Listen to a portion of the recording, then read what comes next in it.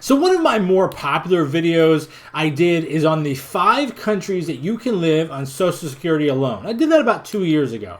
And of the 1,000 comments on that video, one comment comes up over and over again, and I realized there's a lot of myths and misunderstandings about it.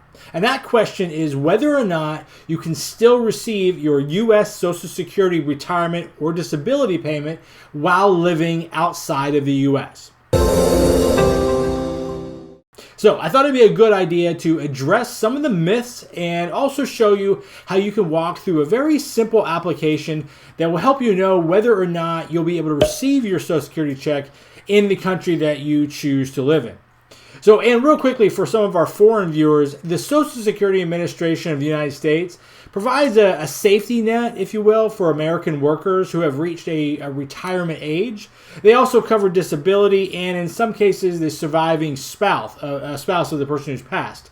So there's also a program called Supplemental Security Income, which is basically for people that make below a certain income threshold. We're not really going to get into that. I'll touch on it just a little bit. But for the most part, we are talking about Social Security retirement. And make sure you check the link in our website. This is where you can find all of the information that I'm about to cover, and all the little details and links to all this information will be in there. So make sure you go to the description and follow that link. So the first question here is, can you receive Social Security income if you are living outside of the U.S.? The basic answer to that is yes, you can still receive your Social Security retirement if you live outside the U.S. However, there are a few exceptions. Now, before we get too far into this, let me just make it clear that everything I say assumes you already qualify to receive this income, be it the retirement or the disability. So if you're not currently qualified for that, moving overseas doesn't change that. You need to get that taken care of first, and then the moving part is when it's going to kick in. I just want to make sure I throw that out there. So the first caveat to this answer is this is if you are an American citizen, you are in fact eligible to receive the income. So say you want to move to Mexico, for example. You should have no problem receiving your benefits. You are entitled to it. Nobody's going to stop you. Nobody opposes that. However, if you're an American citizen and you're eligible to receive Social Security and you want to move to Cuba or North Korea, you cannot receive your benefits. So the bottom line is there are some countries that this won't work. Now, really, it's just those 2 countries that it will not work. We have no agreement with them whatsoever. You cannot receive your money there. I guess that is probably not the biggest problem for most people that watch this, but I could see a possible situation, specifically Cuba, where maybe someone came to the United States after Castro took over and they became a citizen and they want to now maybe go back. Castro has now died. Maybe they get family over there. They want to die in the country they were born in. I can really understand how that could happen. But if they go back, they cannot receive their Social Security income there. What will happen is the Social Security Administration will hold on to that money, and when they come back to the U.S. or to an acceptable country, they can receive all that back payment. But they cannot receive it while they live there. So again, only those 2 countries. It's pretty obvious, Cuba and North Korea, why we would exclude those. But again, those are the 2. Now, there are 8 other countries where they can't send the payments without special arrangements. Again, these are unique cases, so it's not likely to apply. But if you plan to move to one of those countries, then you're going to want to call the Social Security Administration. They can make special arrangements. I don't know what those arrangements are, but you'd have to call and get that cleared. It's kind of a case by case. And that's like Azerbaijan, Belarus, Kazakhstan, Moldova, I don't even remember, Uzbekistan. I'll put a link up here. Probably I'll put it on the screen and it'll be in the link. But again, there's about 8 countries. So all told, out of the entire world, there's 10 whole countries that a little bit of problem. 2, you can't do it. So now, before we get into some reasons why you cannot get your Social Security and walk through the app, we'll do that in a little bit. Let's talk about the practical logistics of how you get your money. Now, there's really 2 main paths that people generally follow to actually get their money. Now, one is you could maintain a bank account here in the U.S., or you could open a bank account in your new country and have the money deposited there. Either way, you will have access to your cash. So, again, maybe you have an account here in the United States, like Bank of America or Chase or something, or even a local community bank. Chances are pretty good that those banks will give you an ATM card that allows you to withdraw money from ATMs all over the world. I've done this plenty of places in different parts of the world. It's no problem. You just walk up to the ATM just like you do every other ATM. You take the money out. Now, the difference is, of course, the money you take out is going to be in the local currency, right?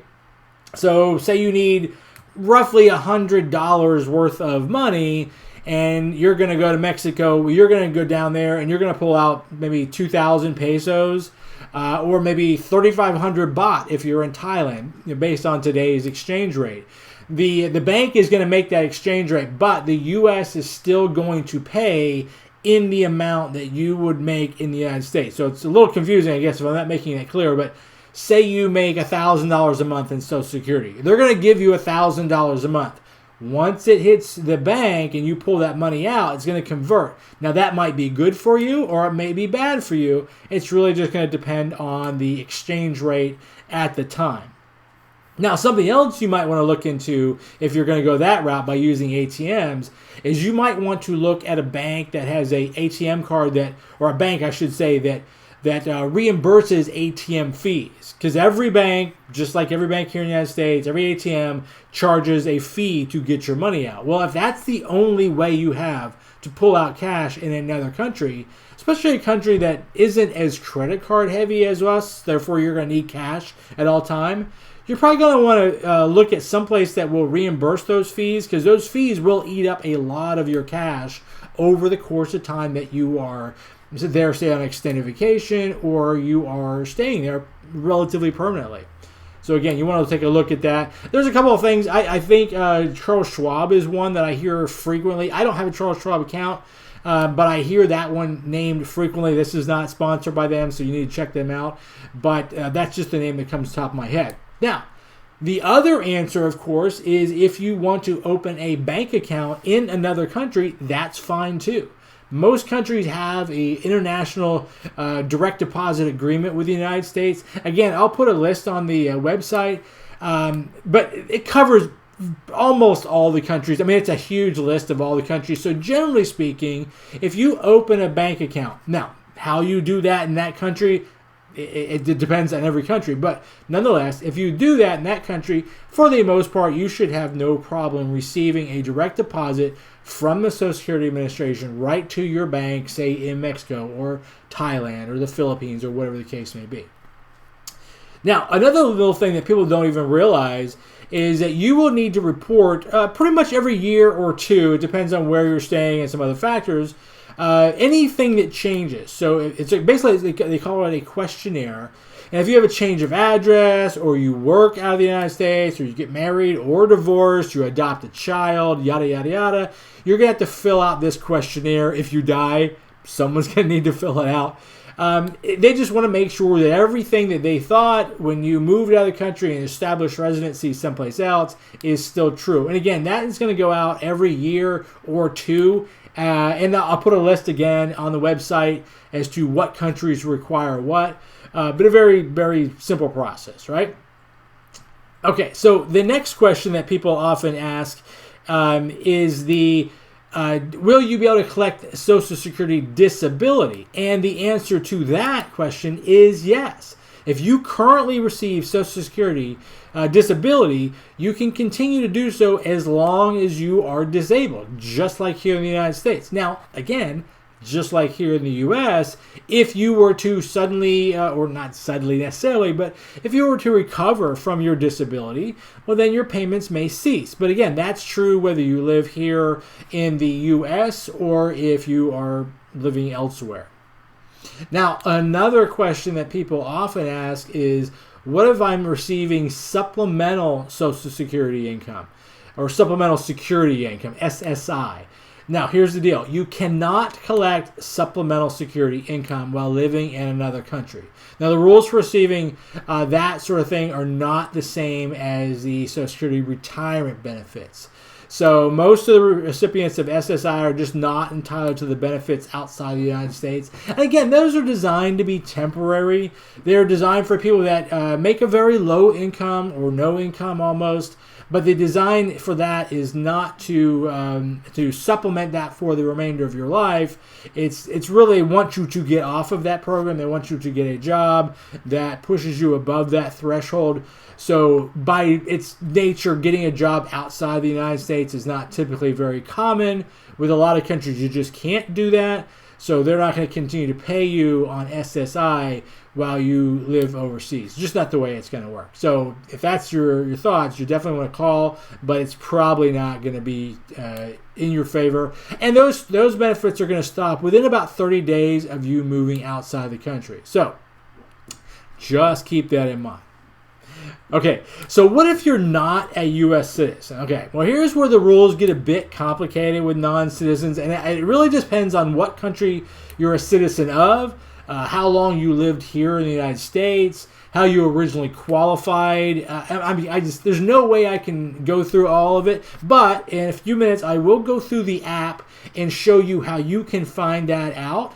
And if you want more detailed information, you definitely want to call or email or just contact the Social Security Administration. They can walk you through your specific situation. But just know that people that are not U.S. citizens can, in fact, collect it. Again, it's a case-by-case, but it's not uncommon. But it's not uncommon at all, in fact. So keep that in mind. All right. So now let's go ahead and take a look at the app that's on the Social Security Administration site, and I'll walk you through the process so you see how you can figure out whether you qualify or not. So let's go ahead and do that. All right, so this is the Payments Abroad Screening Tool. This is the tool that is actually on the Social Security Administration and website, I should say, and you can kind of step through very simple. There's 4 or 5 questions to determine if you can live in the country that you choose to and still retain your Social Security payment. So it's very simple. Let's walk through it together. I'm going to give you 2 examples, one as a U.S. citizen and one as a non-U.S. citizen. But the first question is the same for both. Are you planning to move, or actually it doesn't even say plan, are you going to go outside of the U.S.? I talk in terms of moving, but maybe you're going to go and you're going to spend 7 or 8 months in this other country and you want your payments sent there. Obviously, that'd be a good idea, right? Have access to them. It doesn't say you have to move. It's just asking if you're going to be outside of the U.S. Again, in the U.S., they say these are the 50 states and Guam, the Virgin Islands, or American Samoa, Puerto Rico. So everywhere you would expect to consider the U.S. So I'm going to say yes, I plan to do that. In this case, I'm going to say yes, I am a U.S. citizen, which I am. And here's a first sort of, not tricky question, but something you might need to be sure of. Do you receive Title II Social Security disability or retirement? So there's different levels of Social Security disability. If you don't know which one you are, contact them and they will tell you which one. But let's assume you have Title II, which is the most common, or you're getting normal Social Security retirement like people do when they reach 62, 65, whatever age. So I'm going to say yes, they are currently receiving that. And then just what country do you plan to go to? I'm going to say Mexico because that's probably my first stop, just because I go there all the time now. Mexico. And there you go. There's your answer. As a United States citizen, you may receive your Social Security payments outside the United States in this country, meaning Mexico, as long as you are eligible for them. That's it. That's a very simple website. Let's go back and try it again as a non-U.S. citizen. Are you a U.S. citizen? No, I am not. And you can be a non-U.S. citizen still having worked in this country. I want to say it's 10 years. There's a couple of different things like 10 years and 40 credits you have to earn to get your Social Security payment when you retire. But you can do it. So there's no problem with that at all. But it does want to know, are you a U.S. citizen? No, I'm not. Are you currently receiving Title II or retirement? In this case, let's say, yes, I am currently receiving this. What country are you going to go to? These are the same exact questions. I'm going to say Philippines. My wife's family has a house over there, so let's say we're going to go there. And then it does ask you, well, what country are you a citizen of? That's, again, we'll use my wife's mom and her grandparents. They were all Filipinos. Where am I at? Philippines. There you go. Philippines. There you go. As a citizen of this country, the Philippines, Social Security payments will continue or will keep coming no matter how long you stay outside the United States, as long as you were eligible for those payments. It's a very simple website. It's very easy to use. Again, if you have any questions about it, call the SSA. Ask them just to confirm what it is you think you found out. But I'll put a link to this website and, again, all the information that I've discussed in this video. It'll be on our website at a link I'll put here in the description. That's the happytrekkerstravel.com. Go there, get all the information you want. Let me know if this is helpful for you, if you got some value out of this. And if you have, don't forget to like and subscribe and ring the bell. So that you get notified every time we drop a new video. And don't forget to check out this video right here on the top 5 countries you can live in on Social Security alone. In the meantime, keep on trekking.